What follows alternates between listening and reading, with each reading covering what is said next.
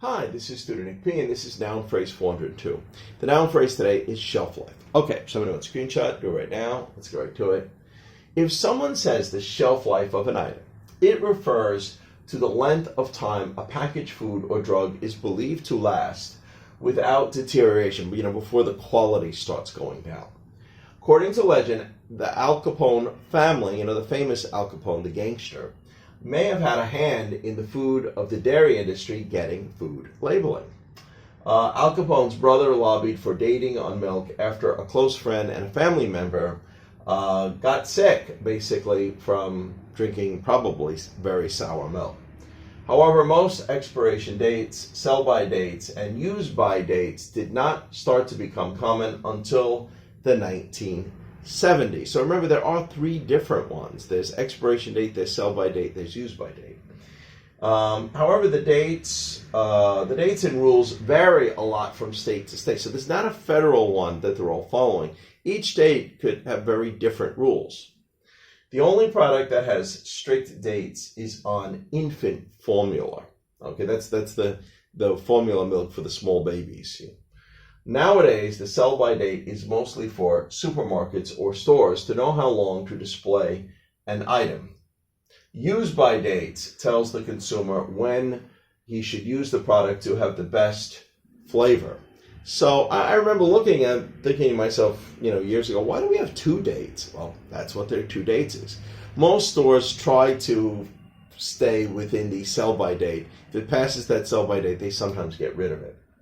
However, this does not guarantee food safety. The expiration date is supposed to be the date for which you should consume an item. However, discretion is left up to the producer. So again, there's no federal rules controlling this. Each company, depending on the food that they make, they can come up with their own rules and follow their own practices, and some could be stricter than others. All right, let's continue. Okay, and we got 4 examples to show just how it's used. Here's the first one. If an item passes the shelf life date, it does not automatically mean it is bad or unsafe to eat. Yeah, definitely not.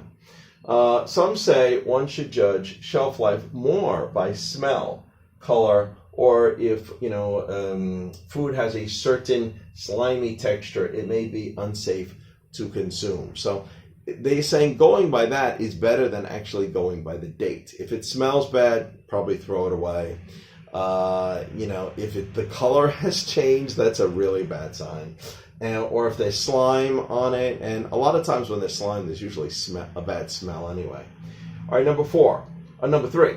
All companies will list shelf-by date on their items, even if they are still safe long after, so the products are tossed or recycled to encourage more sales. Yeah, this is a benefit for the companies because they figure that, if it runs out and people see the date ran out, they'll just throw it away and they'll buy another one again.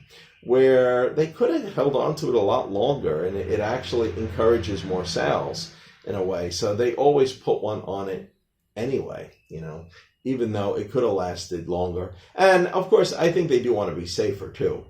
They want it to be safer, after that, just in case anybody ever tried to sue them from one being bad. But again, if we're talking about cans and packages, I would look more if the can has a hole in it or the package is open where air is getting in it. This is probably the sign where it may have more trouble to be unsafe.